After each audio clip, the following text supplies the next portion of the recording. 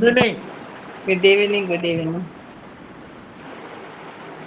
Okay.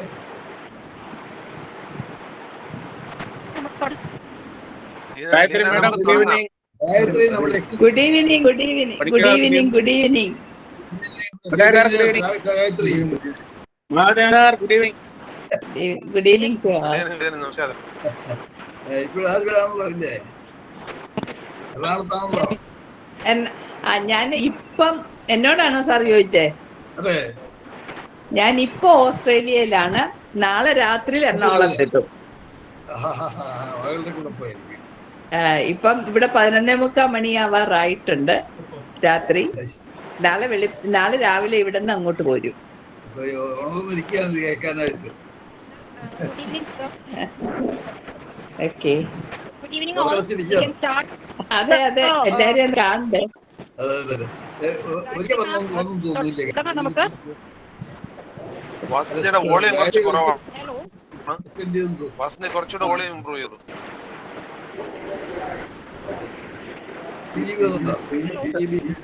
Good evening all. We can start the talk. Today, in the sixth talk, our alumni association of our Vasanthi clear ആവണില്ല. expert Ratmanan. Others can use please. Like you are not audible. Achu. Dr. Vasanthi, you are not audible.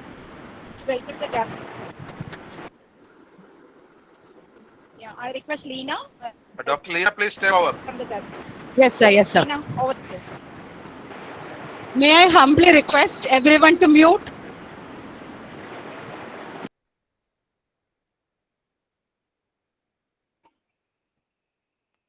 Thank you. May I humbly request everyone to mute?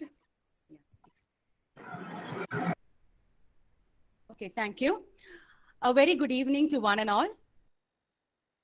And thanks for joining us today. I hope I'm audible. Let us officially begin the session. Okay, thank you, sir. The Alumni Association of Nssce College of Engineering actively strives to promote meaningful dialogue and exchange of ideas between the college and alumni. Today, under the auspices of Spark program, we are very honored to have with us an esteemed personality, Professor M.A. Atmanan sir, for an interactive session on the topic Transformation to Center of Excellence, a holistic approach. This session will discuss and examine on the various aspects of leveraging and building a center of excellence. On behalf of the Alumni Association of Nssce College of Engineering, let me extend to you, sir, a wholehearted welcome to the session. It gives me immense pleasure to welcome our principal, Dr. P.R. Suresh, sir, President of Alumni Association, Dr. P.R. Mahadevan Pillai, sir, and Secretary of Alumni Association, Dr. Vasanthi, madam.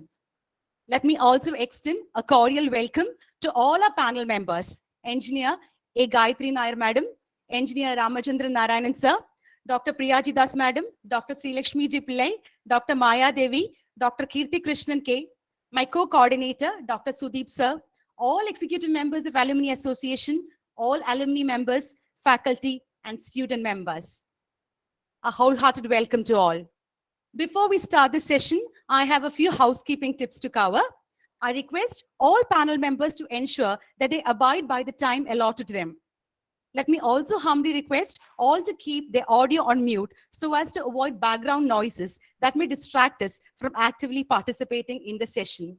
Also, please note that this session is being recorded and the recording will be made available soon. I once again welcome all of you to this interactive section, which is guaranteed to inform, inspire, and spark new insights into all of us. May I now request Dr. Sudeep Yu to introduce our keynote speaker to the audience. Over to you, sir. Good evening. Are you audible?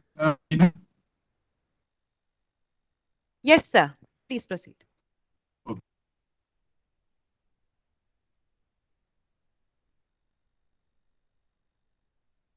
I have immense pleasure in introducing Dr. M.A. Atmanan to you all. Dr. M.A. Atmanand is our proud alumnus. He passed out in 83 batch 50 of our college. So soon after completing his BTech, he worked briefly in FCRI, and soon after FCRI assignment, Dr. Atmanand, he joined NIOT, that is National Institute of Ocean Technology, and he worked there from 1997 to September 2020, and he retired from NIOT as the director of the institute. Presently, he is holding the position of visiting professor at Iit Madras from 2020 October till date. Dr. M.A. Atmanand has got 37 years of experience in the field of ocean science and technology, and his key areas of interest remains in deep sea explorations. He has obtained his master's and PhD degrees from Iit Madras. He has been part of several eminent bodies of Government of India, like DRDO, Naval Research Board. Then he has been the planning in the nominee of planning board of Bioplastics University. He is an elected member of Society of Underwater Technology Council. He is a former member of Executive Planning Group and a former member in the Integrated Advisory Board for preparation of UN Decade of Ocean Science for Sustainable Development and several other bodies of international repute.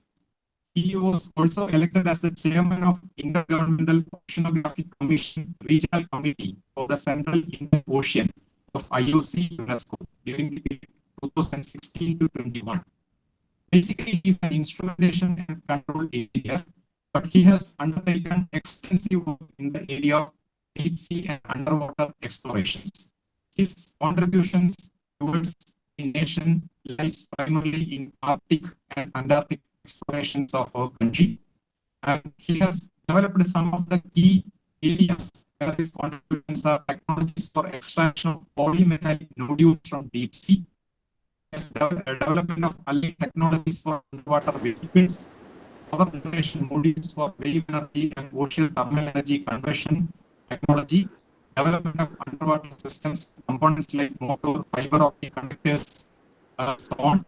So he has published several papers, around 160 papers in several international and national conferences, international journals, book chapters, contributed book chapters. He has delivered more than 300 lectures and conferences. He is the chair of IEEE Oceanic Engineering Society Technology Committee on Cables and Connectors. He is the founder chair of IEEE Oceanic Engineering Society in India. He has also served as IEEE Madras in various capacities. He has extensively traveled to countries like Russia, France, USA, UK, Germany on several missions. So we are privileged to have Dr. M.A. Atmanand deliver a session on how to convert our institution to a holistic research organization. This talk is aptly named because our first PhD candidate from Nssce College of Engineering is supposed to graduate on 16/5/2022. So in Nssce College of Engineering, the culture of research is gradually, steadily, is gaining momentum. So with these words, I request Dr. M.A. Atmanand to deliver his keynote lecture. Over to you, sir. Thank you very much for a generous introduction. Please let me know if I am audible. In case of any problem in the network or something, I would request you to just WhatsApp to me so that I can do something. Am I audible? Is it okay? Okay, You are fine. audible. Okay, good. So let me just thank one and all of you for giving me this opportunity, especially Mahadevan, my batchmate, who has really done a lot of work for this alumni after taking over. Really, really very happy to see nearly 100 people listening to this talk on a Sunday evening. So let me thank the coordinator, Dr. Leena. And I'm very happy that Principal Dr. Suresh is also there in this group. And Gayatri teacher who had taught me power systems in my final year. I'm seeing her after, say 1983. Now I'm seeing, so really very happy. And my dear friend Ramachandran from Singapore, whom we are always keeping in touch. Really very happy, Ramachandran, to see you. And the other members of this discussion, Dr. Priya Das, Dr. Sri Lakshmi, Dr. Maya Devi, Dr. Kirti Krishnan, all of them, I really am thankful for joining today. And our many teachers are here. Dr. Balakrishna Panikar sir is there. Then Prasad sir is there, Dr. Murali sir. So many are there. I can't fully see everybody.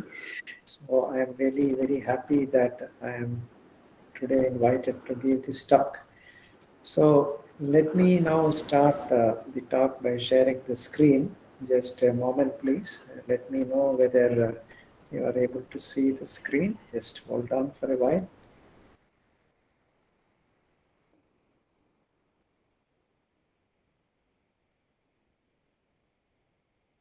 Can you see the full screen now?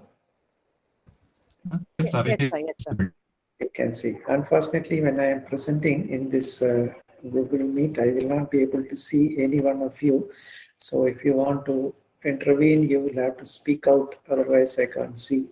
Sorry for that. So let me just start this topic, formation of Center of Excellence. This topic was actually given to me by the organizers to speak when we discussed. Let me tell you, I am not an expert in this particular topic because I have been always talking about something related to the ocean because I am basically, as you all know, that I am a hardcore technologist, not even a software person, I am a hardware person. So I have been working in ocean technology and all aspects of that, especially nowadays with a lot of global warming and so many issues happening on ocean, renewable energy, how to protect the ocean, preventing the plastic pollution. So many of these are the main areas which I am concentrating. But when my friend and who is coordinating this, Ajit, told me that this is what is required by the college, I thought that I will have to spend some time and do some little bit of research and then come up with this topic. So the topic, I am thinking of covering it in this form. So let me just start with what exactly is a Center of Excellence. And with an example, of course, example I can talk only about Iit Madras. I am not saying that Nssce Engineering College and Iit Madras can be on the same par. Of course, it's not. But at least you should have something to emulate, which should be of a higher level. Then only you will be able to emulate. But if you just say that a slightly equivalent college or institute, if you take, you will not be able to emulate it. So I will just go through some of the aspects of that. Then let us understand where does Nssce College of Engineering stand as on date. This would require a lot of input from the faculty who are attending this class, this lecture. It should be a sort of interactive session. It cannot be a talk from my own self. And then about the strengths of Nssce Engineering College to start a Center of Excellence. We will discuss about this more in detail when we come to that. Then some spade works. This is just my own thoughts, which is nothing unique. We can discuss and can come up with many ideas. And I suggest that the last group of alumni has to be roped in, and then we will conclude. So maybe in the next half an hour, nearly about, it is 7:20, nearly 7:45 or so, I would like to conclude. So I was looking at some definitions because I am not a management expert. When you call somebody to say what is a center of excellence, I just went through, browsed, and I got one definition which I found to be more apt. Of course, I have given the reference below. I'm not going to read out, but the main point which I highlighted is there should be an exceptional product or service available with the organization. Then only you can make it a center of excellence. But how is it? We will come to that. So what is the exceptional product or service? You have to please think. I would now not answer this. I would request the faculty to keep thinking right now so that when we come to that after a few slides, I would request you to give some feedback, because without this exceptional product or service in this particular sphere, which is engineering education, so to say, it is not possible to start a center of excellence. So this is the nutshell of what we have to do. Okay, so let us now move on, and I will take the example of Iit Madras. As you all know, the Government of India has made Iit Madras as an institute of eminence. It is one of the oldest IITs, and there are so many research initiatives there. There are about 21 technology clusters identified, and they are presently underway. Now I will touch upon three major aspects which I am sure that Nssce Engineering College, with some support from the university and others, should be able to do. One thing is, you know that the freedom with students in the IIT structure is that they can take various interdisciplinary courses. It's not necessary, okay, you join as a mechanical engineering or electrical or civil, the conventional engineering branches. But if the student thinks that, okay, I have to learn something about, a mechanical engineering student wants to learn something about data structures or artificial intelligence, machine learning, etc., he or she is free to take a course in that department. Only thing is that the total number of credits and all should be satisfied. But it's not that they have to take only in that branch. Of course, there are some core courses which have to be taken, but there is a large basket of electives, as it is called. Unfortunately, I know that Nssce Engineering College is tied with, I think it's not University of Calicut anymore. It's some technology university, as I was told. So still you may be tied up with that, but you have to break the barrier. It's what I'm telling is not something in Iit Madras. It is internationally, it is like that. If you go to any country abroad, it is like that. And many good universities in the country are also offering this. So perhaps you please think over in this aspect. Next thing is the same thing with respect to faculty. Having exceptionally talented faculties are required. Unfortunately, what happens, I'm not undermining anybody, please don't think so. The situation is the people who are not getting good jobs are only coming for this purpose. That is not a good practice at all. You should get good quality when you are interviewing and taking a faculty. That particular faculty is going to groom hundreds of students. So if the faculty is not good, then all the hundreds of students are really going on the roads. So this should be of most importance. And another aspect which I found, especially I know I have first-hand information of Germany, where we had a collaboration with the University of Siegen, I understand that for a person to become a professor, I mean, professor is a really a great highest level in Germany. That person has to work 15 years in an industry. Minimum of 15 years industrial experience only will earn him a PhD. Otherwise, they can work in a slightly a lower level and things like that, and a person can never become a professor. So one point which I feel is that there should be experienced people who are from the industry who come and teach here. I had a good experience now with about 20 years, more than 20 years working in the industry. And when I come as a faculty, I could really see that the practical linkage is much less. So I had to coin a course very specifically like instrumentation for ocean technology, and I started to teach in the electrical engineering department for PhDs and masters.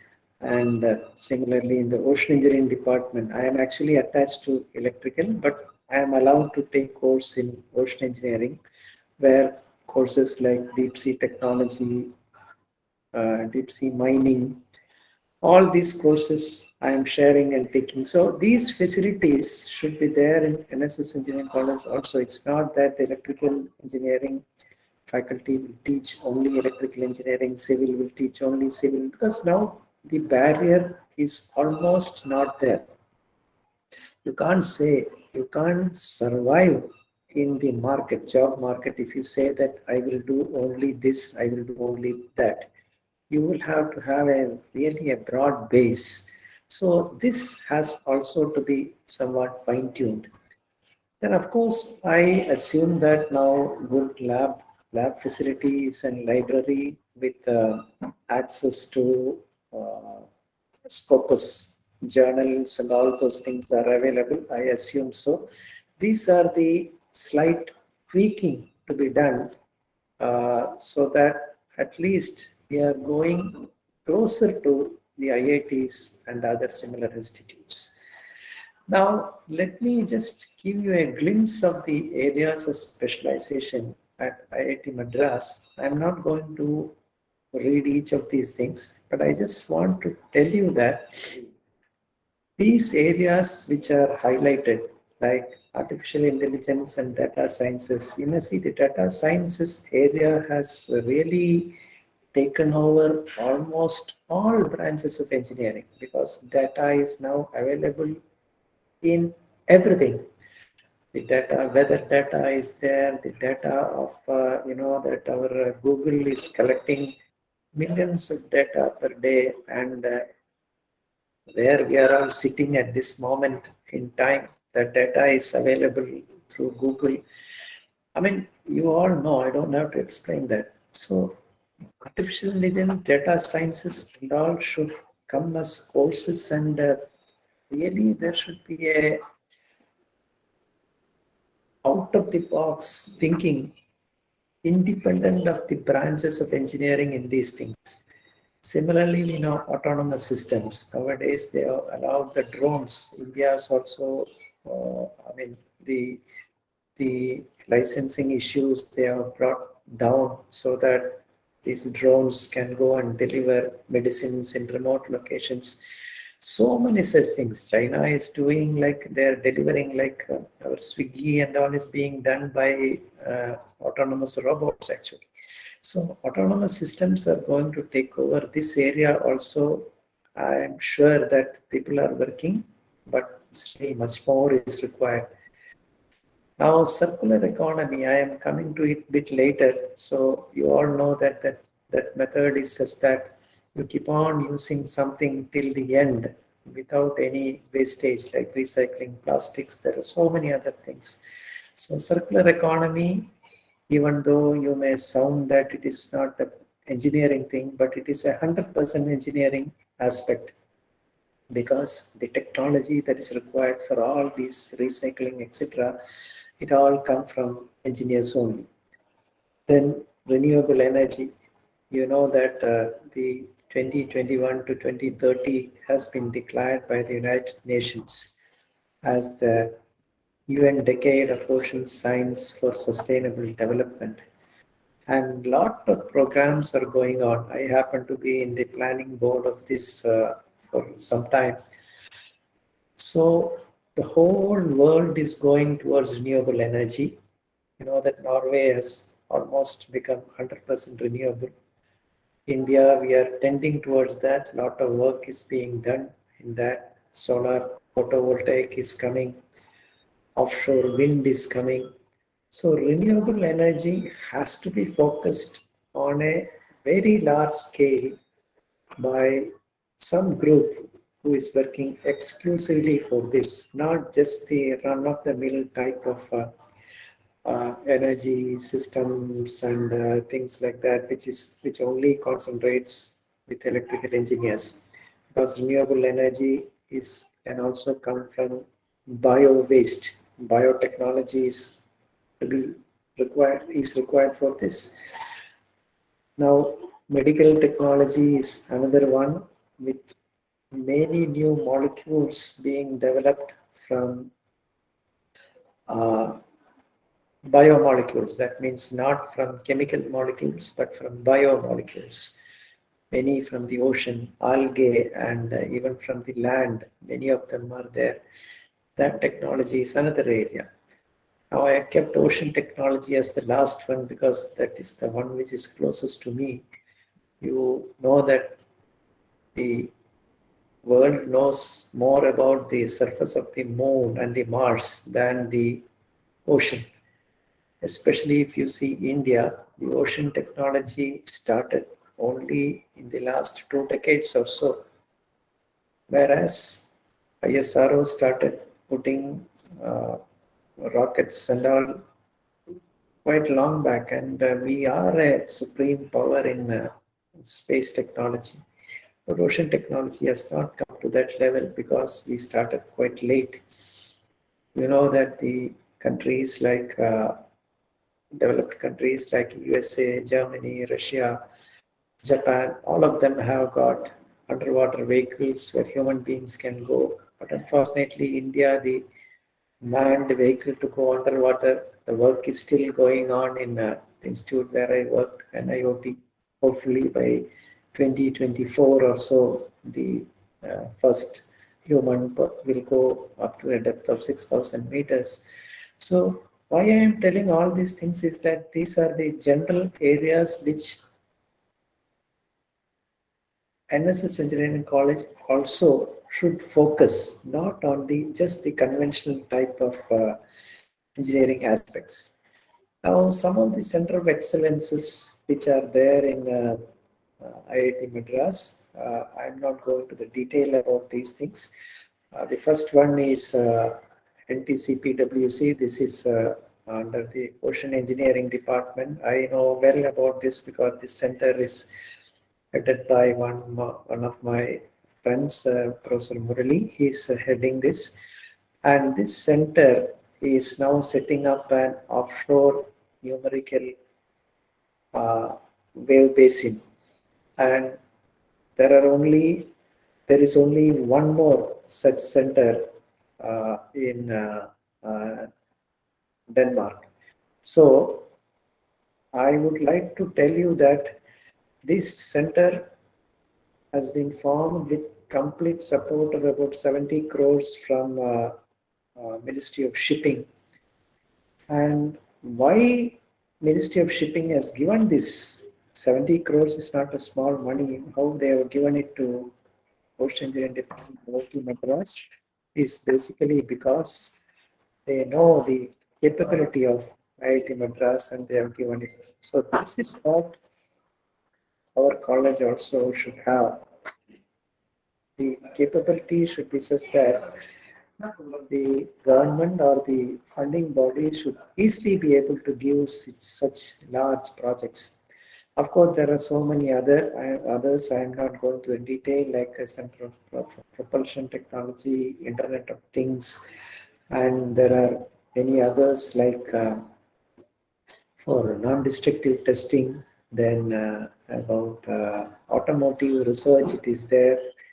Then there is about the safety and safety of heritage sites, and there are some Indo-German centers, China Studies Center, etc. Then still, you know that vehicles, the vehicle sound, we always hear the sound of the vehicles, but you know the most developed countries, etc., the vehicle sound is only because of the friction between the tire and the road. That's the only noise which comes, not the engine noise, nothing like that. And that also has to be minimized. So there are many such areas where centers can come up. Then water, it is going to be the next problematic issue for the next century, as wars will even be fought for water.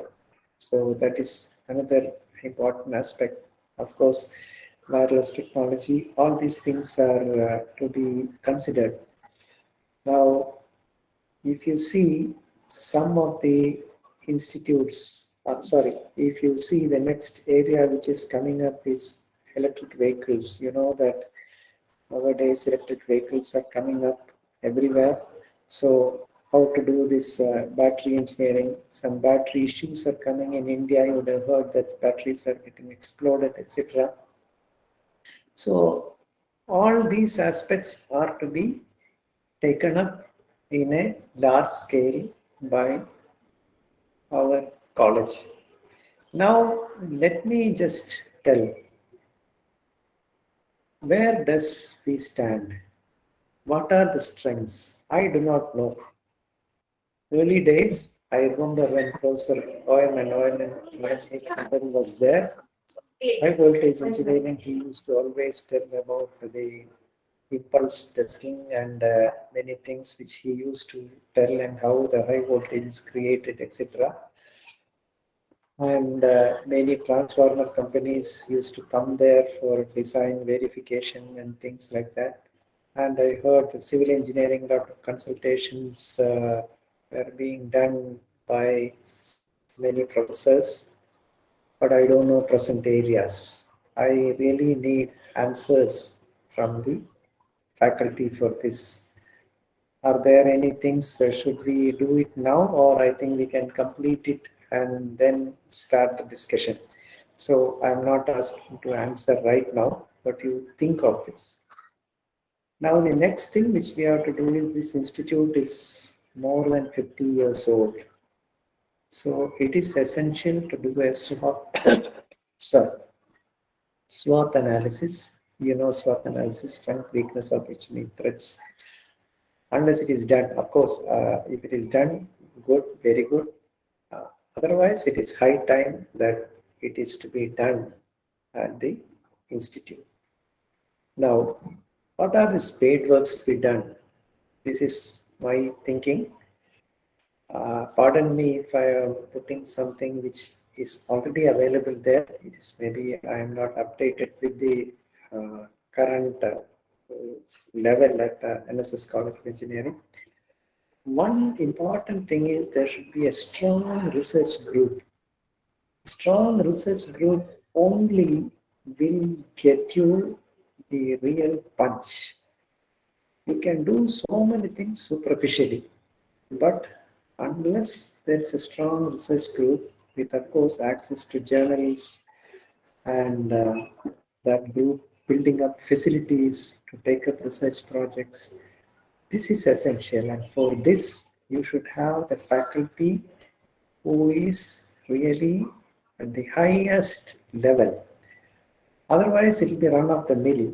It will not be really up to that standard.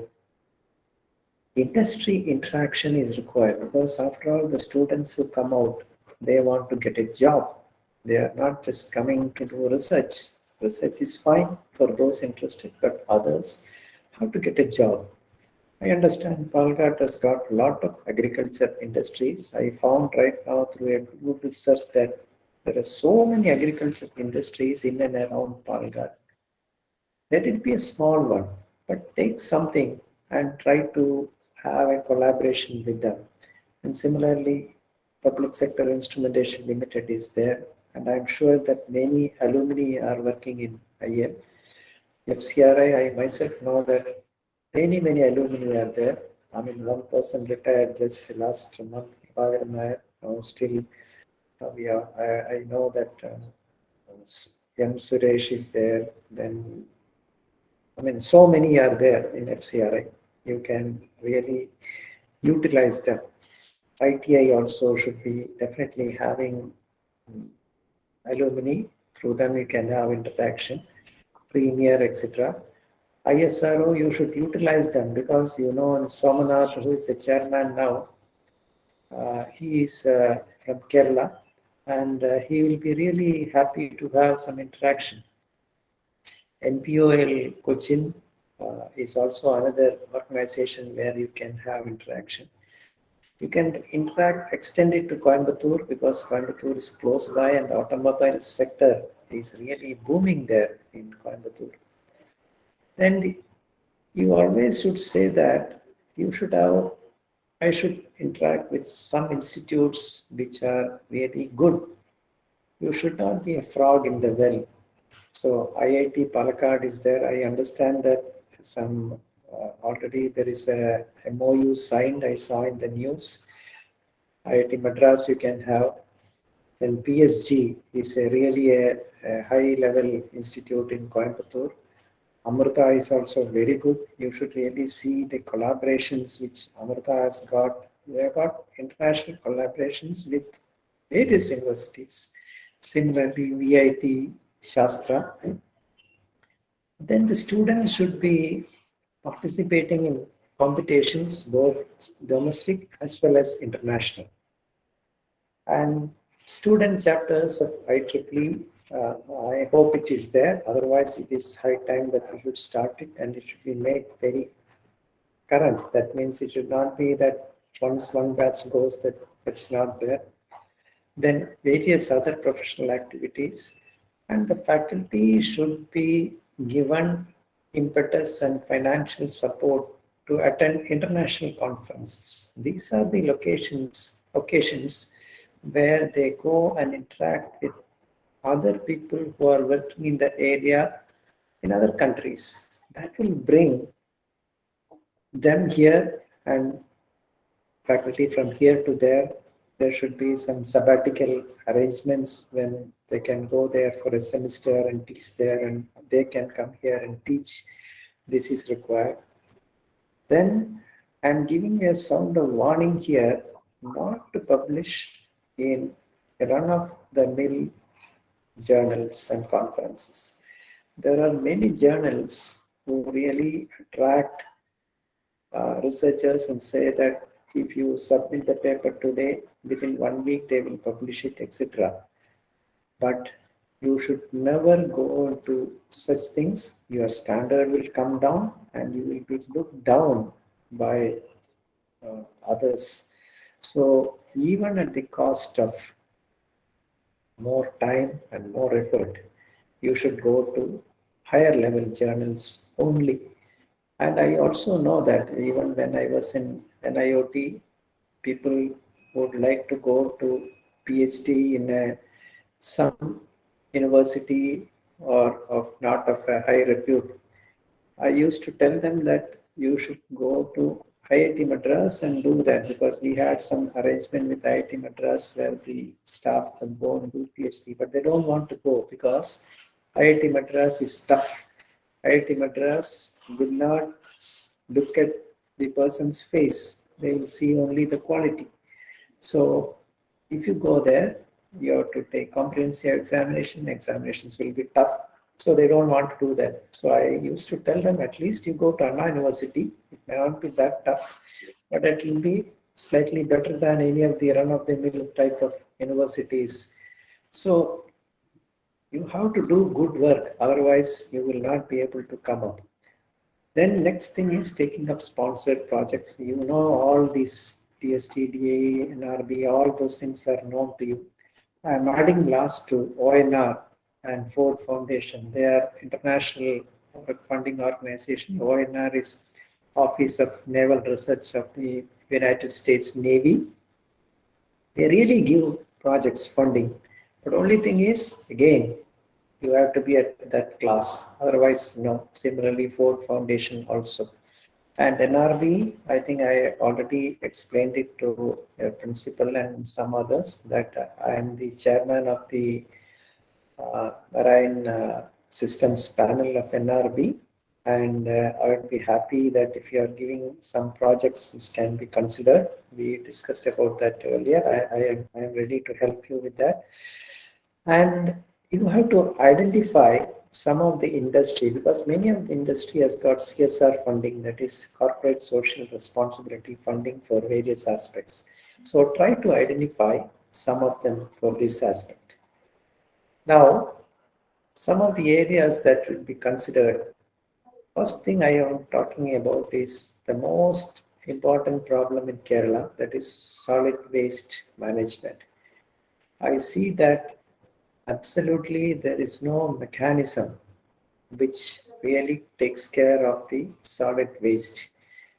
I had the occasion of staying in at Palghat for a few days together, and it was really a problem to manage the waste, how to send, how to give it, how to dispose it off.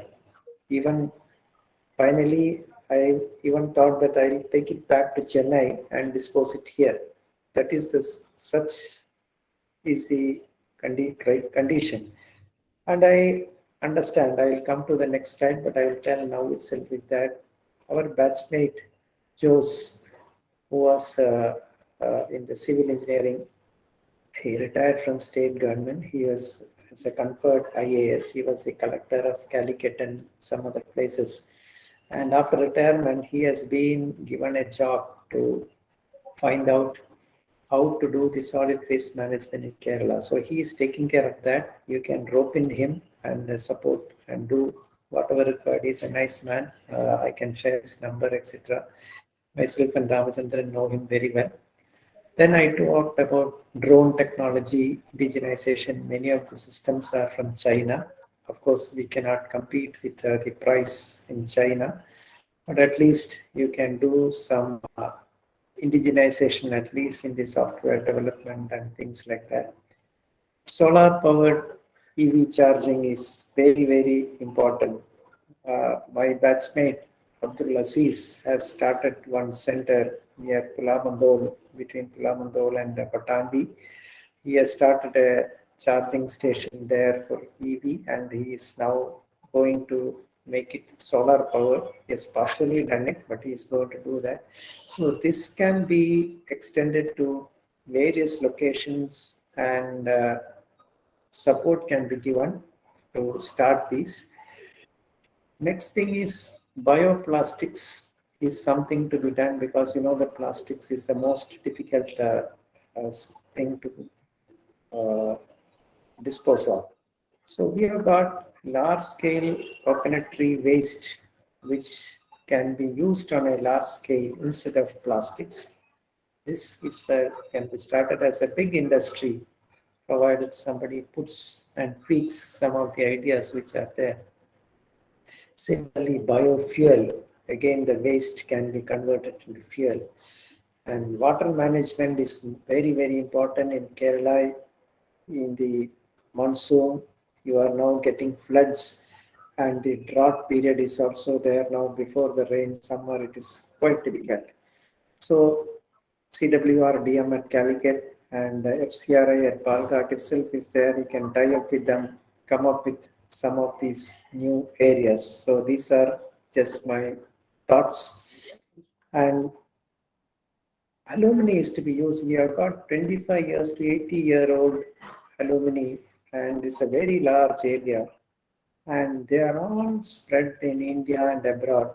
I know my own batchmates, they are in so many locations, and they are all in very high positions. Only you have to tap them.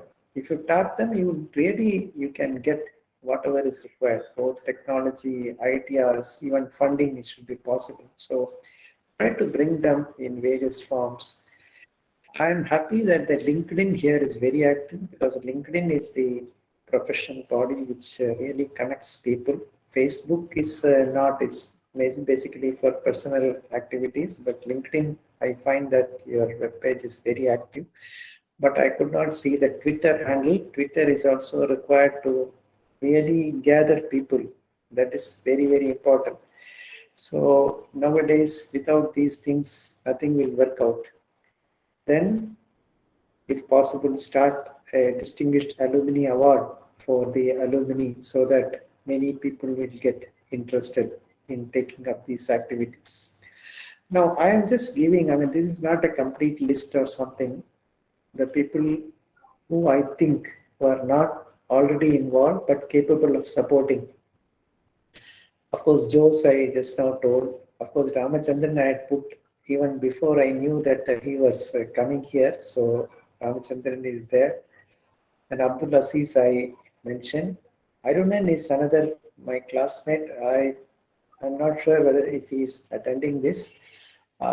Actually, during the COVID time, we had a lot of discussions with Irunan as well as Prahlad to start oxygen accumulators. Irunan had done a lot of work in that, and Prahlad also did a lot of work in that, and many things came up during that period. So these are all we can call unsung heroes who did a lot of work. Our alumni, people may not know. Irunan is a very soft-spoken person. He will not, come and say that I am this, that, and that, but he has silently worked. And Ashokan is again, he's a faculty in Iit Madras. He will be able to also come in.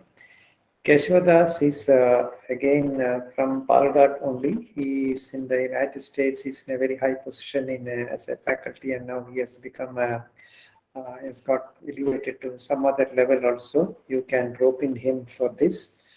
Devadas is again our junior. He is also from Palghat. He has got an industry of his own, and he is even employing so many people. He has got a branch in Cochin. You can rope him here. He is now based in Hong Kong. Nandakumar is my senior actually. He is now in Hindustan University as an advisor. He can also take him for many aspects. Prasad Sukumar Nunni is my junior. He is a very, very active person. He was working in, I think, Singapore for quite some time. After that, he has come back. He was in Motorola, and he came back and he has taken a startup company in Iit Madras. He is also into, he'll be very happy to support these events. Of course, this is not a complete list. Pardon me if I have not covered many who are actually interested, but I just wanted to give you some glimpse. Now, let me conclude right now. I would like to tell that here it is maybe, I hope the organizers will not be unhappy with me, because I would like to say that it is too early to think of a center of excellence for our college, because what is the excellence that is available? Let us get from the faculty after this discussion. Lot of spade work is to be done, and normally once the excellence is there, then the center can be formed, not the other way around. So here looks like we are going the other way around. So that's why I am a bit cautious in this. So I suggest that a core group is formed with maybe principal as a chair and active faculty and the local alumni. There are many people, as I know, the local from Palghat itself, who can form a group and with timeline set up. In the next few years, I hope can be done. So that's what I feel as a conclusion. And let us also pledge to use more of renewable energy and less of plastics, and use more of biodegradable materials, so that technologies are developed for sustained utilization of resources. So let me thank my friend Ajit, Dr. Leena, and Professor Mahadevan, and all of you for a patient listening. I'm sorry that I have taken slightly more time. Now, I would, before the discussion, I would request any faculty to give answers to my queries, and then we can go with the discussions. Thank you.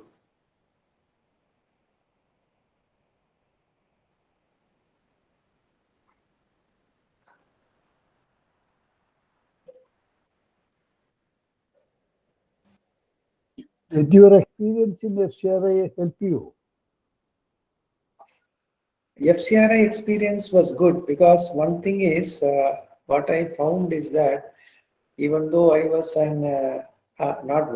am an electrical engineer.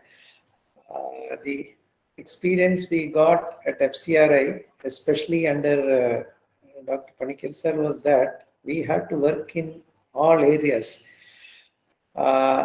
We had even supervised the concreting of some of the laboratories above, because he used to, irrespective of the branch of engineering, he used to give us jobs, and we learned that how to do that, what is the mix of the cement, jelly, and all those things to be done, and what is the strength to be got from that. And such things were very good, especially when I went to ocean engineering part.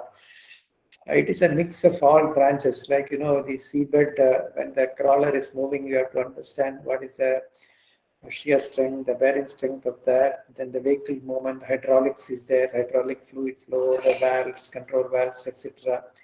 Then power transmission is by high voltage, so high voltage engineering comes. Then deep inside, fiber optic cable is there for TCP/IP, so communication part is there. So we have to be like a overall understanding of all branches of engineering is required. So definitely it helped. Thank you, sir. Thank you, sir, for your presentation. Actually, you have motivated us to dream for big, and you have actually ignited the fire in us. Sir, I think we'll have the panel members now, because we have few faculty members also on the panel, so they should be able to answer the questions that you had put forth. So I may now pass on the mic to our Honorable Principal, Dr. P.R. Suresh, sir. Over to you, sir. Yeah, good evening, sir. Thank you for the inspiring presentation. And this year, actually, Kerala government has decided to establish some center of excellence across the state. In fact, this is a time we are also trying to get one of these. Under these circumstances, this talk will be very useful to our faculty of our college. As you rightly pointed out, we plan to give importance to one or two key areas. Right now I am not able to tell exactly about the areas, but I can tell that probably building materials, robotics and artificial intelligence, battery engineering are some of the areas I feel we can go ahead. Where we will be able to offer an excellent service or consultancy in future. There is a hope. So this, of course, should be done with after consulting with our alumni and industry. So this is the plan. This is the feeling I have at the end of the session. We should concentrate in some of the key areas, and maybe only one or two. I understand the limitations, considering that we should only concentrate in one or two. So I am looking for further suggestions from the audience. Thank you, sir.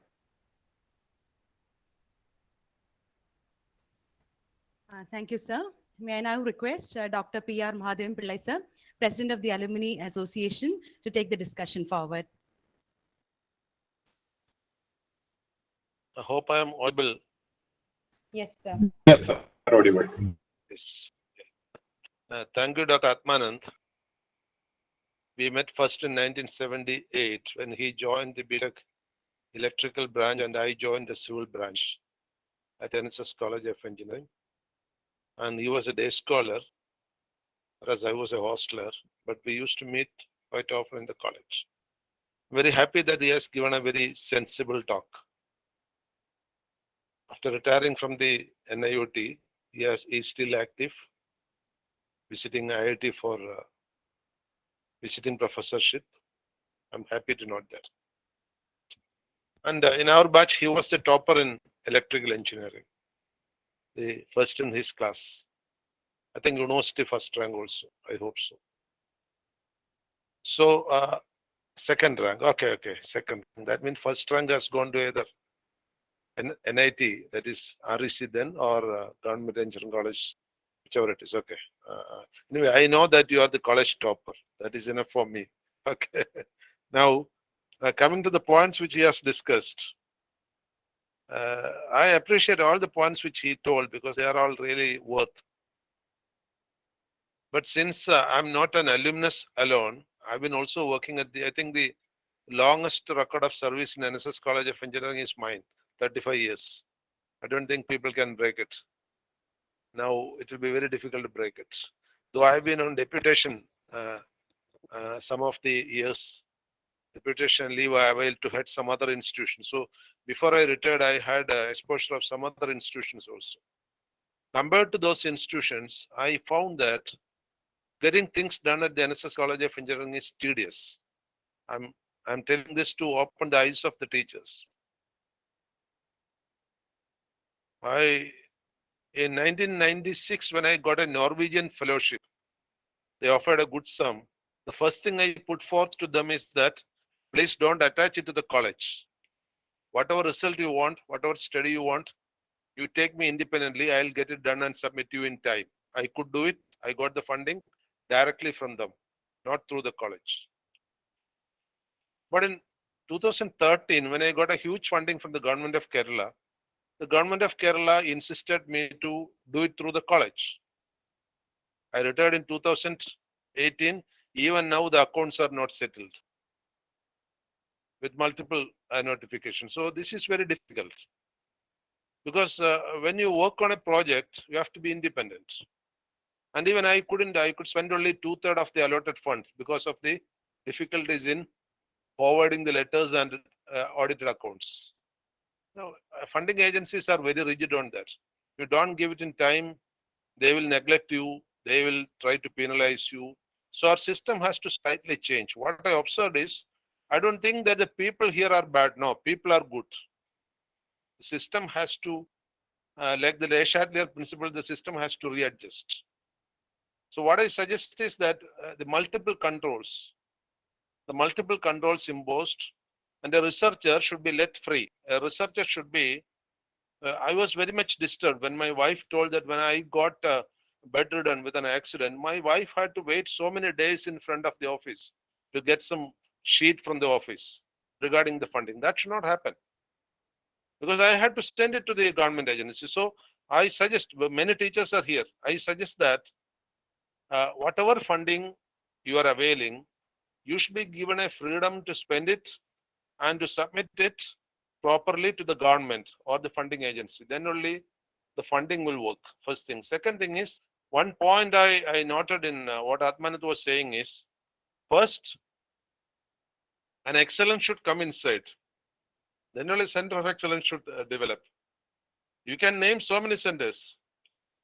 You can name some 10 centers of excellence, but excellence may not be there. So identify those areas where excellence is there. Some teachers have got excellence. But I also felt that many of the teachers who are having excellence are hesitant to take up the centers of excellence because they feel disheartened. I don't know what is the reason. So that inspiration or motivation level has to come up. People should not get motivated when they do something. There are very rare people who can withstand demotivation. In my experience, only 1% of people can withstand demotivation and still work. 99% people will work only when motivation is there. So a collective motivation has to be there. And one more thing is, I have seen that many of our alumni are so well known in the international arena. Whoever Dr. Atmanand was telling, they are all personally known to me, and I am closely observing their activities also. Whenever Dr. Prahlad used to come to Kerala, we used to interact. Similarly, all the alumni you have, one example I'm saying, when Joss was in charge of tourism department, he came to Palgad and told me that we should go for a heritage village scheme in Kalpati. Myself and Joss went there. Government spent a lot of amount at Kalpati to develop a heritage village. I'm so happy that it was initiated by one of our alumnus and I could associate with it. So many things can be done like that, but systemic error and systemic dilemma and systemic inertia have to be changed. One thing I have seen over the period is individuals in Nssce College of Engineering are very potential, but the institution as a whole is not coming up that potential. This is my personal observation. So teachers who are working there, please try to, anyway, I have retired from there 4 years back. Who are working there, please try to identify how to overcome the systemic inertia, because the systemic inertia will spoil your individual initiative. That is say, now I am working in a private institution where I decide it is done. Whereas in Nssce College of Engineering, you cannot do that. There has to be so many formalities, so we have to have it. Formalities are much more than even IITs, to be very specific. Okay, so that is one thing. Second thing is, Dr. Atmanand has listed a good number of areas. Many of these areas we have been, I don't know whether you are aware, Dr. Atmanand was talking about solid waste management. The solid waste management for the entire Palakkad municipality was prepared by us and given to them. Availing government funding. I have availed government funding for that. Based on that, only the waste treatment plant was constructed. But maybe public may not be aware. I'm just saying that it is all possible. All the check dams in Palakkad district, I don't know whether you are available. It was constructed based on the reports given by us. But maybe similarly, even the district panchayat building was constructed based on the structural design given by us. We have charged fees also for it. Anyway, I'm just saying some sample examples, whether it is the telescope tower at Malampuzha, the deer park at Walayar, the resorts at Nelliyambadi, the check dams in Palakkad. So civil department has done a lot of work in the local development as consultancy in research. It is there, but it is only sporadic, not continuous. That continuity cannot be maintained so far. I think I'm not taking much time. I always want to see that the college is doing a lot of things because I am the only next door neighbor to college. I always used to say my house compound wall and the college compound wall are the same. So I can see whatever is the heartbeat going on in the college and want to see. Even our own batchmates, so many people are bent upon coming to college and helping the college possible. So the college administration, the college principal is here, the teachers are here, teachers who are yet to retire. They are all potential implementers for this program. So try to identify your excellence areas. I'm not prolonging because you know that go on talking may take a lot of time. Moreover, I'm the Department Advisory Committee for Civil Engineering. I'll tell there what are the centers of excellence in civil engineering you can take up. Okay. So at this moment, I'm closing. I know that Atmanand is not very healthy today, but he has been kind enough to come over us. I had him attend one of our my present institution function also some time back. You are much in demand now. Don't think that you are staying at Chennai. Interact with Nssce. Please come over here whenever possible and try to inspire our students at the Nssce College of Engineering who can in future head institutions like NIOT or IIT or whatever it is. And I've been your guest once, I think, at NIOT guest house. Am I right? Yes, I came when my daughter was studying at Chennai. I was your guest. Yes, given a lot of hospitality. Thank you for the same. I'm stopping at this moment. Let us take the discussion further. Thank you very much. Thank you, sir, for sharing your insights. Today we have with us engineer R. Gayatri Nair, a former faculty at Nssce College of Engineering, who later moved on to Kerala State Electricity Board and retired as chief engineer from KSEB. I now pass on the mic to you, madam, and we look forward to hearing from you. Thank you, Dr. Leena. I think I'm audible. Am I audible? Yes, madam, you are. Okay. First of all, good evening to all of you. Actually, it's past midnight here, but to you, good evening to all of you. And actually, and thanks to all the organizers, especially Uma, who called me for having given me a chance to attend this program. And to see Atmanand, it gives me immense pleasure also, because, to hear from a student, and that to a very studious student like Atmanand, it's really amazing. Thank you, Atmanand, for the wonderful talk you made today, and especially your seabed experiences in between, which you mentioned. That was also very, very interesting and informative. And coming to this talk, what I will take only a little time. I will take, because so many other faculty members are there to speak. You have given an insight into the various aspects through which an academic institution can contribute to break the barrier towards achieving excellence. Like many examples you have given, like improvement of infrastructure, then improving intellectual power, then identifying and developing areas of specialization, etc., etc. So many examples you have given. That was also excellent. Then, and your talk, of course, it has created an awareness on how ocean technology, in which you have specialized for a long time, can contribute towards mitigating global warming and supporting sustainable development. That was also great. To know more about that, it's really a good feel I get from your talk. Then mentioning about the various centers, examples on some centers of excellence, and how they have identified and developed in specific areas through researchers, and how they have excelled in those areas. And you have said that and the point which I would like to mention again is that, which you pointed out, is that interaction with such organizations that have excelled, that's really that would be beneficial to our college also. Interactions, but only simple interactions for namesake, that won't be effective. I think it should have a passion. With passion, interaction should be a passion towards excelling in those specific areas. That would contribute, and that will help much towards excelling in the specific areas.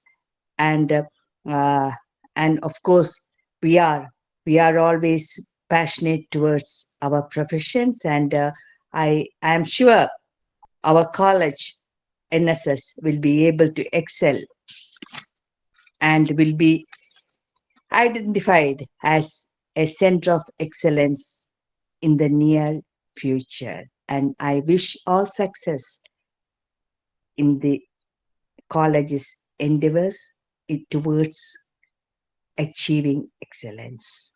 And thank you once again for having given me a chance to see you all. Actually, to see you all, to meet you all, gives immense pleasure. Thank you, Atmanand, and thank you all. Thank you very much. Thank you, one and all. Thanks a lot. Bye-bye. And with your permission, shall I leave? Because now it's 12:45 here. So tomorrow morning I have to fly to India. So I will have to get a few hours sleep. So I hope you won't mind. Okay. Bye. Thank you. Bye. Bye. Bye. Take your Thank you, number ma'am. from Alina. Okay, thank you.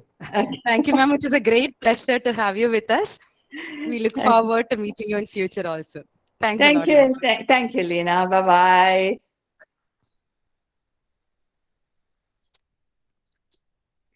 We also have with us Engineer Ramachandran Narayanan, 1983 mechanical batch, a former batchmate of our speaker, and serving as tender manager, business development, Able Limited, Singapore. Over to you, sir, to share your experiences. Sir, I believe you are on mute. Please unmute yourself. കേൾക്കുന്നുണ്ടോ? Sir. Okay. First of all, namaskaram to all. Very വളരെ സന്തോഷം. Especially ആത്മാനന്ദിനെയും Mahadevan പിള്ളേനെയും കണ്ടതിൽ വളരെ സന്തോഷം. ആത്മാനന്ദ് പറഞ്ഞ points അതിലോട്ട് കടക്കുന്നതിന് മുമ്പ് I just want to take a minute or two to say something about Atmanand. ആത്മാനന്ദിനെ പറ്റി നമുക്ക് എല്ലാവർക്കും അറിയാത്തൊന്നും അല്ല. എന്നാലും എനിക്ക് അറിഞ്ഞ ചില കാര്യങ്ങൾ ഐ വാണ്ടഡ് ടു സേ. കോളേജിൽ ചേർന്ന പുതിയതിൽ if you talk about Atmanand was a dream student. അതായത് എല്ലാ ടീച്ചേഴ്സിനും എല്ലാ പ്രൊഫസേഴ്സിനും what they will expect from a student. ആരോ പറഞ്ഞ മാതിരി സംസ്കൃതത്തിൽ പറയുന്നല്ലോ, വിദ്യാർത്ഥി എന്ന ആ പദത്തിന് ഫുൾ ജസ്റ്റിഫിക്കേഷൻ കൊടുക്കുന്ന ഒരു സ്റ്റുഡന്റ് ആയിരുന്നു Atmanand. He was a dream student. പാരന്റ്സിന് മാത്രമല്ല, for teachers also he was a dream student. Diligence, commitment and focus മൂന്നും ഉണ്ടായിരുന്നു ആസ് എ സ്റ്റുഡൻറ്. ഫോക്കസിന്, ആത്മാനന്ദിന്റെ ഫോക്കസിന്, പഠിപ്പിലെ ഫോക്കസിന് ഒരു എക്സാമ്പിൾ പറയാനെങ്ങനെ വെച്ച് കഴിഞ്ഞാൽ, നമ്മുടെ മഹാഭാരതത്തിൽ ഒരു കഥ പറയുന്ന മാതിരിയാണ്. ദ്രോണാചാര്യൻ അർജുനടുത്ത് ചോദിച്ചപ്പോൾ നീ എന്താണ് അവിടെ കാണുന്നത് എന്ന് ചോദിച്ചപ്പോൾ അർജുനൻ ആ പക്ഷിയുടെ കഴുത്ത് മാത്രമേ എനിക്ക് കാണുന്നുള്ളൂ എന്ന് പറഞ്ഞ മാതിരി കോളേജിലോട്ട് പഠിക്കാൻ മാത്രം, വിദ്യ ടു ഇംബൈബ് നോളേജ്, അതിന് മാത്രം വന്നൊരു സ്റ്റുഡന്റ് ആയിരുന്നു Atmanand. He was such A good student. So he was a dream student. When I say Atmanand, I think I can include Mahadevan Pillai also. I think he was also a similar category. So അങ്ങനത്തെ ഒരു dream student ആയിരുന്നു. എന്നെ as far as I am concerned, ഞാനും ആത്മാനന്ദും we were bus stop mates, we were bus mates, we were batch mates and we were lunch mates. So 4 mates ആയിരുന്നു. Bus stop, bus, batch, lunch. So we have been together, we have spent a lot of time together. And thanks to Devanugraham kondu, even today we maintain a very good contact. Almost once in 15 days we exchange a message. So I am regularly in touch with Atmanand. എനിക്ക് ആത്മാനന്ദിനെ പറ്റി പറയുന്നത് 3 qualities stand out as far as Atmanand is concerned. Simplicity, approachability and his honesty. His honesty is amazing. നമുക്ക് എല്ലാവർക്കും അതിനെ പറ്റി അറിയാം. Even though he has achieved so much in the academic field, he has occupied a very high position. His simplicity is amazing and his approachability is great. Punjiri, that ever-present smile, that pleasant smile on the face, that makes it very easy for everyone to approach Atmanand. ഞാൻ പുള്ളിയുടെ ആത്മാനന്ദിന്റെ retirement ആ program that I was watching the live show, and almost every one of his team member from NIOT was talking about Atmanand. And one of the things which we're all talking about was, it's not about whether he will say yes or no to a thing, but they were always able to approach him and he was always willing to listen. And the technical aspect of Atmanand was always available during the discussion. So that's amazing. And I sincerely pray to God that, and I always think, when I think about Atmanand, think about these features of Atmanand, I always think, it almost makes you think that he's like a perfect human being. ആരോ പറഞ്ഞ മാതിരി നമ്മുടെ our forefathers used to say that, you should be so lucky to be born as a human being, that too with a sixth sense, ആറാം അറിവ്. So to put into a full utilization as a full human being, I think Atmanand is one such human being who is almost a perfect human being. So I wish Atmanand, Anita and Achyut all the very best in the future. Devanugraham, Devadinam എപ്പോഴും ഉണ്ടാവട്ടെ, ജീവിതത്തിൽ എല്ലാ നല്ല കാര്യങ്ങളും ഉണ്ടാവട്ടെ എന്ന് പ്രാർത്ഥിച്ചോളൂ. Now getting on to what Atmanand is saying. I think first of all, I liked Atmanand's frankness, to tell where is NSS today. I think it's extremely important to know where we are today, but that doesn't mean that you can't dream. Everybody has to have a dream. Martin Luther King or Padmavadi, everybody needs to have a dream, and that's what you need to work with. I think there is nothing wrong, but it's very important to know where we are. I think that's what Atmanand was trying to remind us.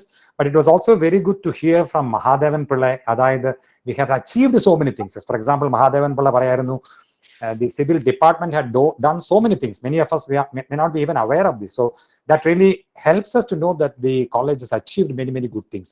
But it's also good to know where we are, but it's also good to know that we can have a great dream so that we can move forward.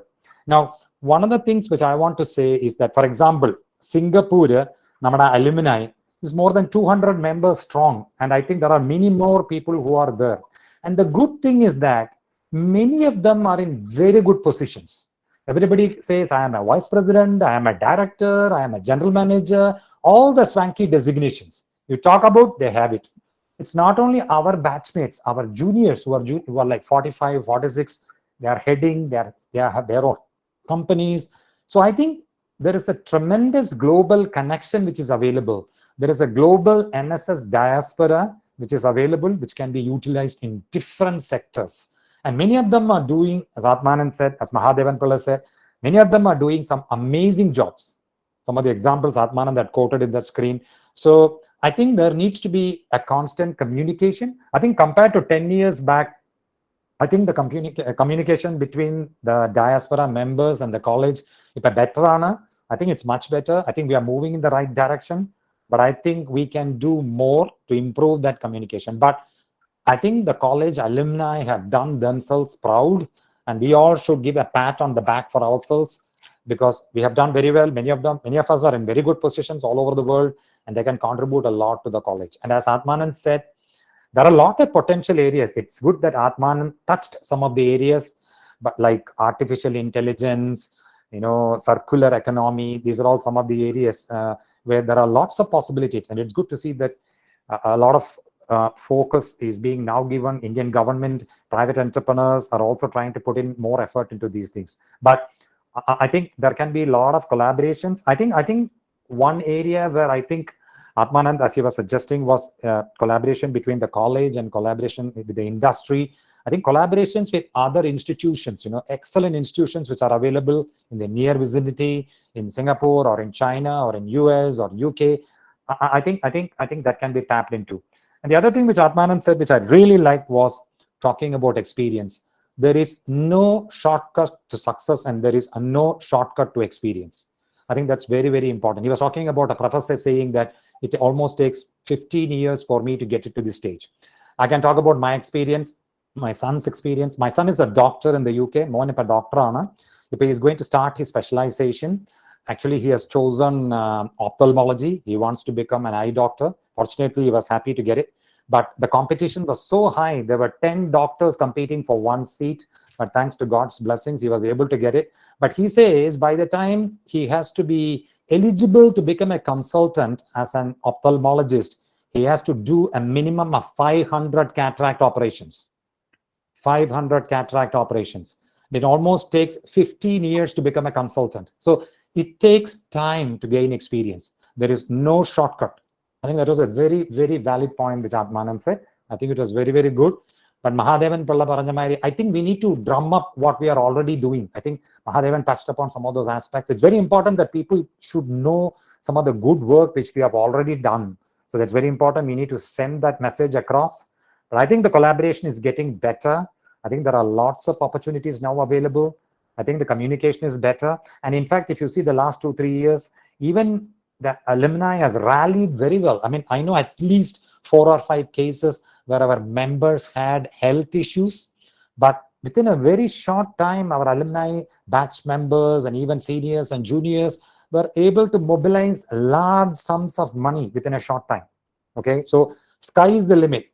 Please let us know if you want any help from Singapore. Of course, Prahalad is there. I know Prahalad is doing a great job, but I think there are a lot of very good members who are in very good position in Singapore. I know they're in Malaysia, they're in Australia. Please feel free to tap on us. I think Uma Devi is doing a great job. She's constantly communicating with us what is going on in the college. So feel free to tap on all of us. Take the liberty. I think we have to get past the barrier. As Mahadevan said, there is problem. The people are great, individuals are great, but somehow it is not happening. Maybe there is an inertia within the ecosystem, but I think we need to break that barrier. We all know the IIT alumni is powerful. We know the IIM alumni is powerful. I think we need to reach a stage where the NSS alumni is powerful. I think the NSS alumni has already gained some traction.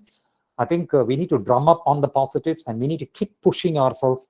But I think we can do a great job. We are doing a great job. Let's tap on each other.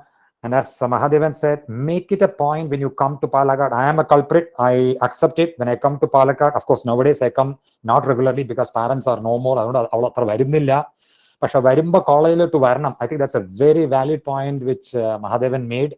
So I think that is an area where many of us have to improve.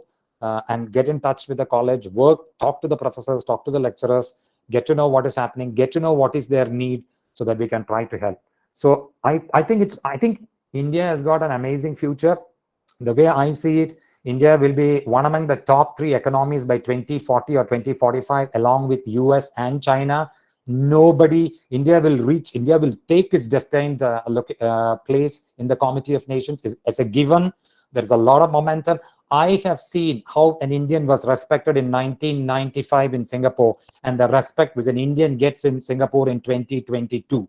There is a lot of difference. How a white man sees an Indian now, how a Chinese sees an Indian now. Indians are getting more and more respect. They are getting the traction. So I think there is a very good future for all of us. We need to be the ambassadors, whether we can be Singapore citizens or American citizens or whatever you want to call it. But I still believe that Indianness is always there with us. Let's tap on each other. Let's exploit each other. And I think there is going to be great days ahead. And I wish all the very best for Nssce. Thank you very much.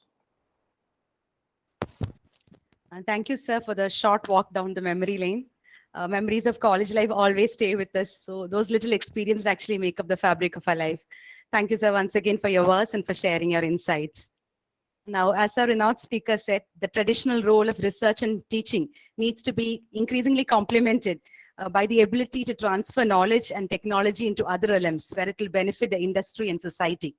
So we have with us the faculty members from Nssce College of Engineering who recognize this role and would like to be pioneer in knowledge sharing and collaboration. Let me invite Dr. Priyaji Das Madam, Head of the Department of Electrical and Electronics Engineering, to share her thoughts and expectations. Over to you, ma'am. Lina, am I audible? Yes, ma'am. Yeah, thank you. I'll just mute my video. Otherwise, my net is having some problem. Okay. Thank you, Anand sir, for the inspiration and motivational words you shared. So I just want to say, yes, we need to think where we stand. So actually, in 3 operational modes of Center of Excellence, center within a training institution, centers within a training institution, and standalone independent center of excellence and network of excellence. I think we can think of right now the networks of excellence. The other 2, we are not, I think we are not in a position, to be frank. And with all good things, I know it takes patience to implement. Time and dedication of faculty, I'm sure, are key to creating a successful structure. So as what sir was telling, we should explore the possibility of alumni and retired professors also. And he has given so many list here. I just copied down everything. And see, as sir was mentioned about so many subjects like areas, trust areas like solid waste management, tron technology, solar powered EV charging station. See, of this, all this we are working on the solar powered EV charging station. Then as our principal sir was telling, artificial intelligence and data science, it is a very exploring field, and we too, our students are working on that. But to motivate them, I think I know the Center of Excellence should drive improvement and change within organization. But as sir was mentioning, we should not be afraid to challenge the group to get outside their comfort zone. That is very much needed, to come out of our comfort zone and be creative about solving problems together. And thank you, sir, for your nice words. Thank you, Lena. Thank you, ma'am.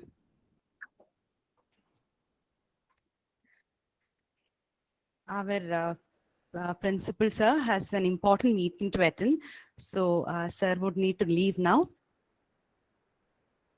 We will further move on with the discussions.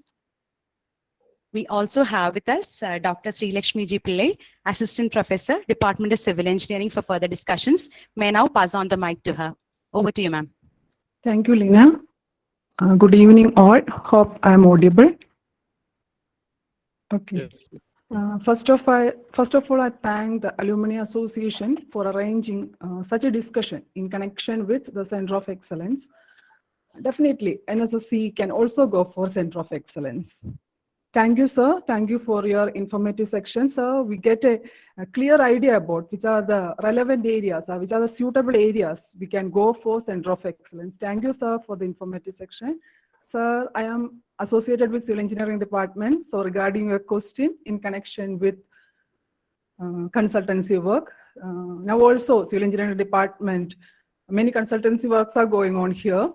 And some industries approached us from Palakkad, some industries approached us for utilizing their waste products suitably or in an effective manner for construction, in the field of construction.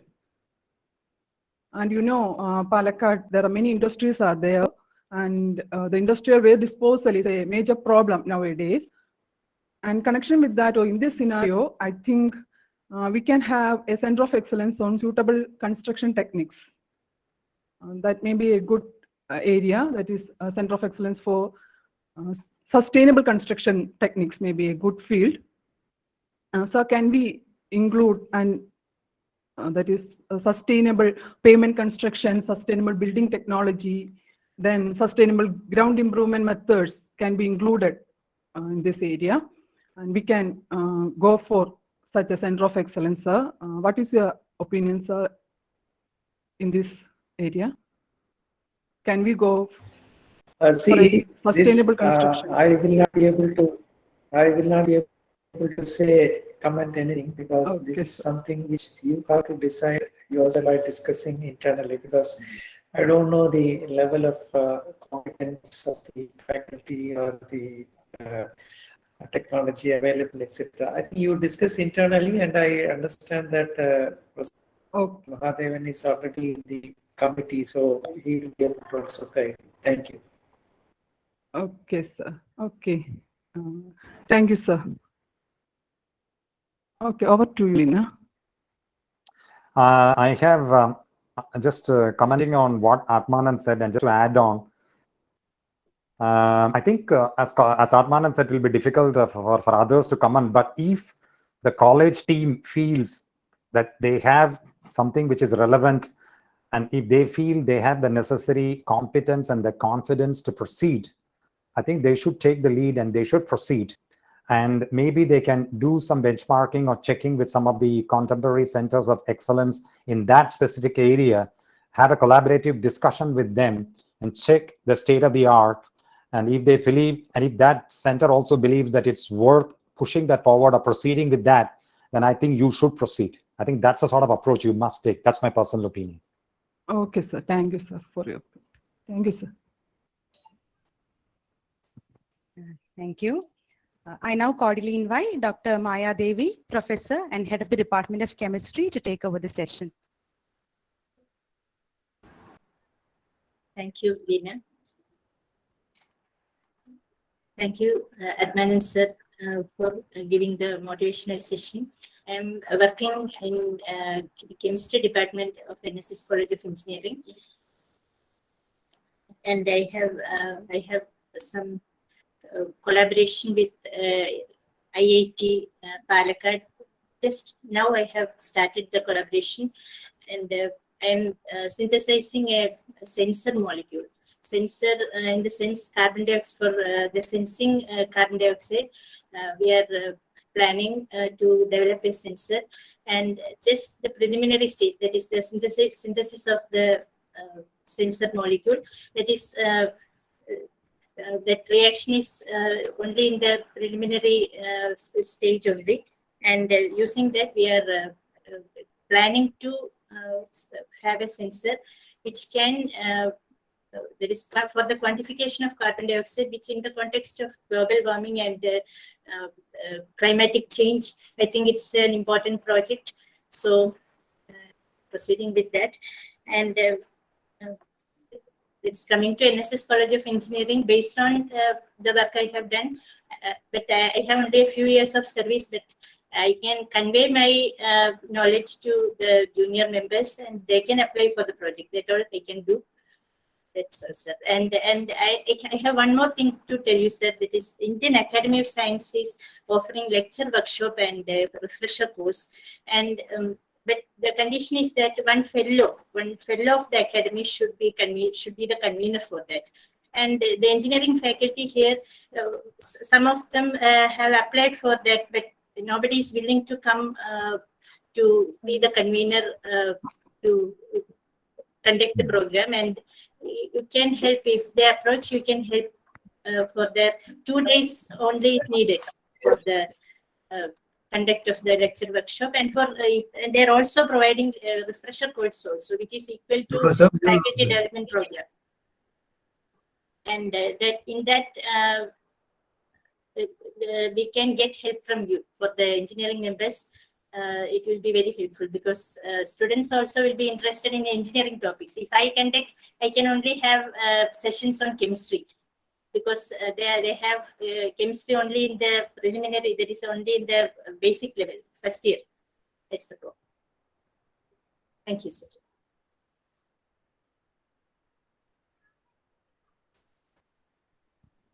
Thank you, ma'am.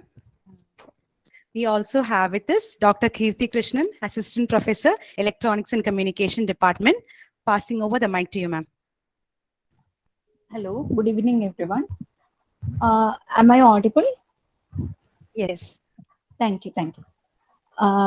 First of all, I thank Dr. Atmanand sir for providing us with a comprehension on various relevant areas in research, and of course for motivating us, sir. And also, sir, Ramendran sir, and all the alumni for extending your wholehearted support, sir. Sir, regarding the status of electronic, I will just like to share the status of Electronics and Communication Department. What we are just at the verge of entering into a core research. Now, what we have here is some software-defined radios and some digital signal processing kits, and there are people who are working in microwave antenna. So, using these, and there are again some people who are working in machine learning and brain-computer interfaces, and there who are just started those research after completing their doctoral degree. Last 2-3 years, there are many faculties who have completed research and acquired the degree. So, can you suggest certain broader area like underwater communication or some areas in a very broader way where we could apply these expertise and also incorporate social relevance to these areas in a very broader way? We can do that. What we can do it may not be possible to immediately now discuss. We'll have a meeting. I would request maybe principal and you can my mail address and phone number is there. We can have a separate meeting like this, and we will discuss, and I will help you in whatever way it is possible. Thank you. Okay. Thank you, sir. Thank you, sir. Thank you, everyone, all the alumni for supporting us. Thank you, sir. Thank you, ma'am. Now it is time for interaction with the audience. If anybody wishes to interact, kindly unmute yourself and make use of the opportunity. Can I talk now? Sure, sir. Please. My question is to Dr. Atmanand. I think this ocean technology, this tidal waves, generating electricity for tidal waves is also going on. It's in advanced stage, or it's already there since I don't know how many years back it has been coming to work. One of my friends from United States, he has approached me. They want to go for a startup venture that are generating electricity from tidal waves. He was asking for some manufacturing engineers who can take up the complete fabrication of that. You have any idea on that? See, the point is tidal variation in India is maximum in only in 2 locations. One is in Gujarat, and the construction of dam, it is engineering and it's quite expensive. So instead of using the conversion by having a dam and having the turbines. Nowadays, current turbines which are installed underwater completely. That is the latest trend. And UK has done a lot of work in that. And UK has even put up a lot of underwater current turbines, and power is generated. So the conventional way of tidal energy, like constructing dam, is no longer latest technology. I hope it's clear. If you want more details, perhaps again offline. Yeah, I will contact you personally. On your personal ID. But please bear in mind that generally people get confused with tidal energy and wave energy. They are two different things actually. You know, the tide variation, you know, that Valier, that is tidal energy. Wave is just digital energy. So these two are two different things. So normally people get confused. So I'm not sure you are really mentioning tidal energy or wave Really, energy. and I am mentioning about tidal only. Tidal only, Okay, and it is fine. an equipment, you know, that just floats around. That equipment it will be taken offshore. And then Indian equipment will be just floating and it individually. Then that is wave energy. No, then that is wave energy. Sorry. It's not tidal. Maybe. I am not gone into details of it. Because I know that wave energy, is it possible? Wave energy is not economically viable in this part of the world, which is nearer to the equator. In countries which are away from the equator, like Norway, UK, and all those countries, the the wind is high, and because of which waves are high. So you can have a good amount of wave energy. There is the Palamis turbine, the Salters duct. There are so many technologies which have been going on. But for India, that's not really great because our wave potentials are very, very low. It's only 7.5 kilowatt per meter, which is not economically viable. If you want to construct, you have to construct it along with a breakwater or for a port or harbor. Even then, it's not economically viable because the civil engineering cost is very high. And the capex, you call it, capital expenditure is very, very high. So that's not the good technology for India. Maybe he's setting up in the United States only. He wants the equipment to be manufactured in India for which he's seeking an engineer 5 years experience. So he will pay the remuneration. So I can straight away give him an employment. That's the only thing. I see. Okay, they want to fabricate it in India. Maybe it is cheaper to fabricate it in India than in the United States. That is right. Export That is right. So maybe it's there are engineers in the United States. Not in India. Okay. Then it's fine. Okay. Okay, that's right. So if you can suggest, if anybody from this alumni can suggest me an engineer who can take care of the manufacturing here. In some, they will give all the details. He has to be employed with it. That's all. We will discuss offline. My contact is there. We'll discuss that. Thank you. Thank you. Thank you.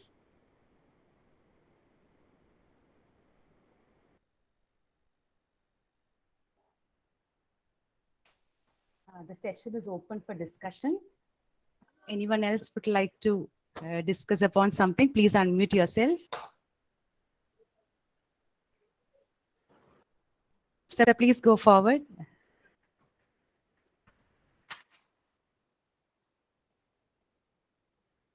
You can speak, Mr. Nssce Nair, please go ahead. Hope you remember me. I cannot forget you, no? How can I forget? Thank you. I am 1969 batch mechanical, turned into a marine engineer.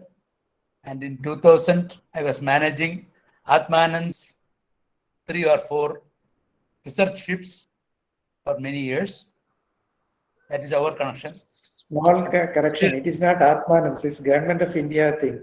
I was only a... Yeah, okay, Government of India, NIT.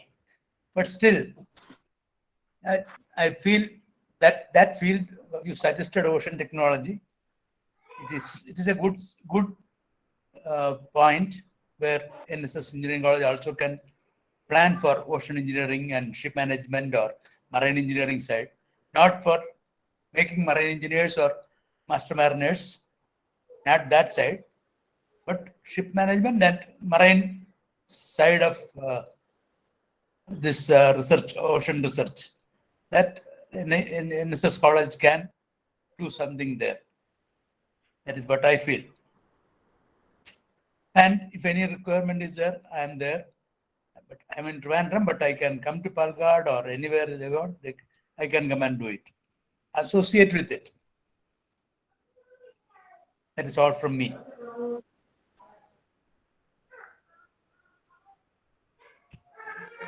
Thank you. Thank you. Thank you, sir. Thank you, sir.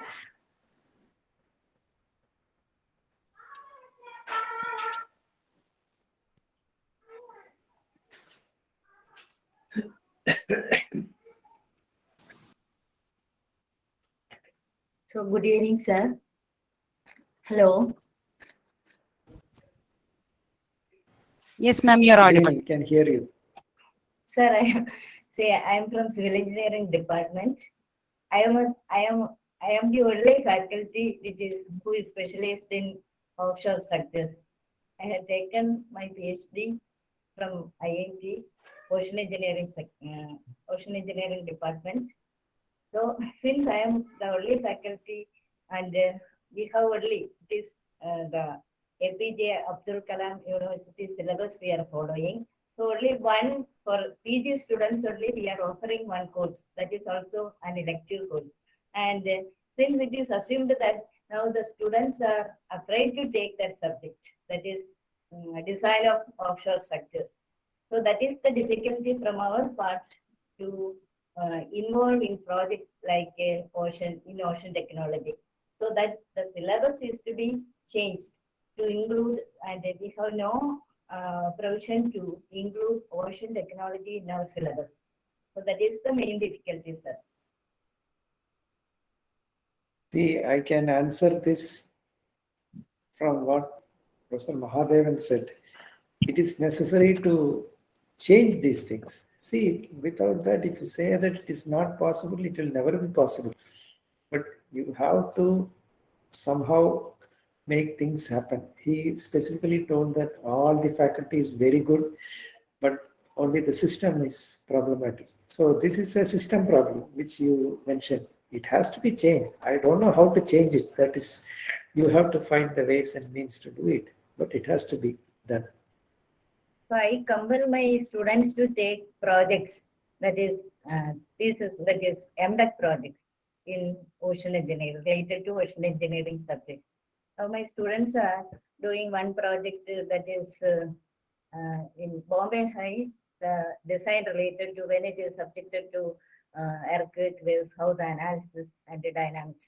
And along that Krishna Godavari basin also, we are some typical examples we will be doing because the time limit is very less. Only 1 hour is there to do the project. 6 months is there. So within that we have to complete, and so we are not able to take up any major project. So that is only in some in MTech level also. This, I think, it's a challenge which you have to somehow solve because many things now we can't give like a tablet form solution is not possible.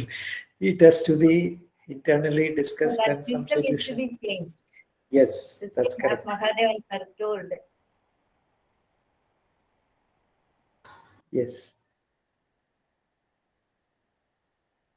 I just want to add something here. I think the previous discussion was about design of offshore structures, and since I work in the offshore industry, especially on, I'm not on the drilling side, I'm more on the production side. I think design of offshore structures has actually got a lot of relevance because if you look at the way the various disciplines work on a classical oil and gas project, it is a structural people, it is a structural people who normally dominate. And in fact, their team will be the largest team. നിങ്ങൾ നോക്കുകയാണെങ്കിൽ structural, mechanical, electrical instrumentation എല്ലാം just നോക്കുകയാണെങ്കിൽ structural team ആയിരിക്കും the largest team along with the piping team. So offshore structures, design of offshore structures is actually a very, very relevant area. Now, with the way now we are going about, of course, nowadays oil and gas, my industry is now considered as a bad industry, right? It is called as a dirty industry, okay? So the way it is now going, they say that in the next 30, 40 years, this industry might see its demise, okay? There are some predictions, projections like that. Then only the planet can survive in the പറയുന്നുണ്ട്, which is good for the planet, okay? We may have to change the ways in which we are doing our business. But as of today, if you look at it, design of offshore structures is a very, very relevant area. And organizations like Engineers India Limited, ONGC, these sort of companies, you know, they should be able to guide you guys in those areas. And again, Singapore is a very, along with Houston in US and Aberdeen in UK, Singapore is also a major offshore production and offshore engineering center in the world. So a lot of work is happening in Singapore also, though Singapore is having a lot of challenges because of the higher labor costs. So there is a lot of potential in the next 20, 30 years. So I think students can be quite optimistic, at least for the next 20, 30 years, and there are a lot of possibilities there. If you need any help in that area, in fact, in our own batch, I think Sudesh Nair and all, I think he has done his master's, has done his doctorate in structural engineering and all. People like him can actually guide those students. Atman and Namada Sudesh is a doctorate in structural engineering. So people like, you know, there are a lot of people who can guide. So feel free to tap on the alumni and see how best these students can be helped. Yeah. Okay. Actually, to add, Sudesh has come back to India, and he's almost settled somewhere in South Kerala. I have been in touch with him. Yeah. He's shuttling between Koni and Ernakulam. Yeah, he's shuttling between Koni and Ernakulam. So he's a very good resource. He's a very good resource when it comes to structural engineering. He's got lots of experience. Oh, okay, sir. Okay, thank you, sir. I just noticed that Atmanand sir has shared the slide in the core group. I'll share it in the college group also, sir. We have a question from a student, Arun. Arun, please go forward. Yeah, good evening, one and all, and thank you so much for this wonderful session, Sir Atmanand sir. So I am a final year MTech mechanical student, sir. So I have completed my bachelor's degree from PSG Institute of Technology and Applied Research, Coimbatore, under PSG College of Technology. So in our academics, we were used lot of center of excellences in our academics. So I just want to share a few things what we were used there in our college. So it will be more helpful for this particular session. So one of our faculty member told that the students were not taking this previous discussion. Just I just want to continue that. Our students were not ready to take that particular courses in their curriculum. So in my concern, in our college or any other colleges, they were still stick on that particular KTUs to syllabuses only. As far as I see, we are continuously stick on our particular syllabuses oriented classes. So what they were taught in PSG College of Technology or PSG Institute of Technology. So we are there providing some additional or value-added courses to the students to reduce that gap between the industry and colleges. So here, in my point of view, that is the main one of the core thing we should take care of that. By using these different, in my college there are nearly 10 center of excellences in PSG Tech. So here we should take care this point that excellences come from inside, that from our Atmanand side. The students have the potential, so we should take that out. We should have to tell that concern. We should think about that thing, and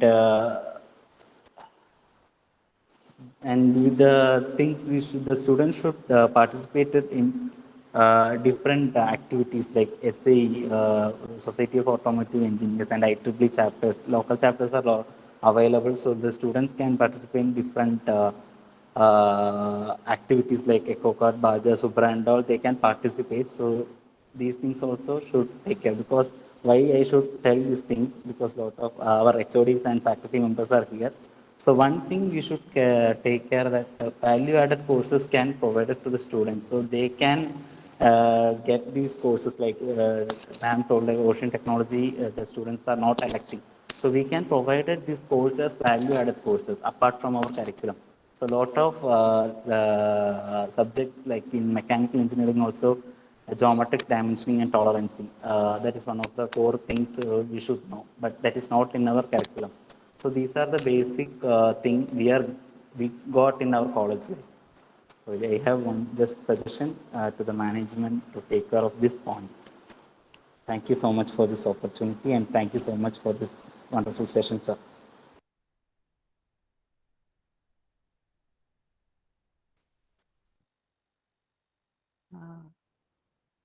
Any more discussion? I think we are close to 9 o'clock. Yes, sir. So people are training one by one. So better to close because after some just Yes, sir. lunch, Yes, sir. we should not give time for them to sleep. Okay, sir. So we'll move towards the end of the session. May I now invite Santosh Kumar, sir, Treasurer of Alumni Association, to propose a vote of thanks.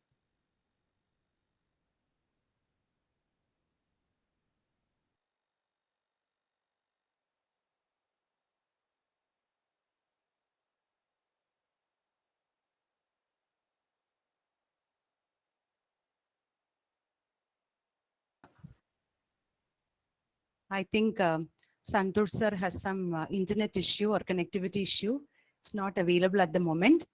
May I request our secretary, Vasanthi madam, to propose the vote of thanks.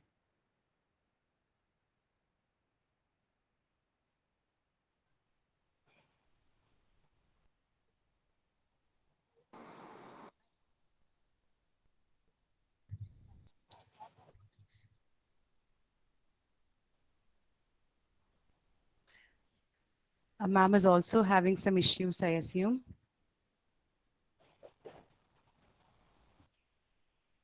Reena, you yourself can say and conclude. Yes, sir. Yes, sir. Mahadevan പറഞ്ഞ മാതിരി എല്ലാരും പോയി തോന്നുന്നു അല്ലേ? Ma'am travel ചെയ്യാണ് വാസി ma'am അതുകൊണ്ടാണ് തോന്നുന്നു. I think Mahadevan got the cue correctly. Dr. Leena, you may proceed with telling the vote of proposing the vote. Thanks. That would be better, right? Okay. So on behalf of Alumni Association of Nssce College of Engineering, let me first express my sincere gratitude to Atmanand sir for the detailed discussion on the topic. I would also like to thank our principal, President of Alumni Association, Madhavan Pillai sir, Secretary Vasanthi madam, all alumni members, all panel members for the active participation, all faculty members, students, and all alumni and ex-faculty members for the active participation in the session.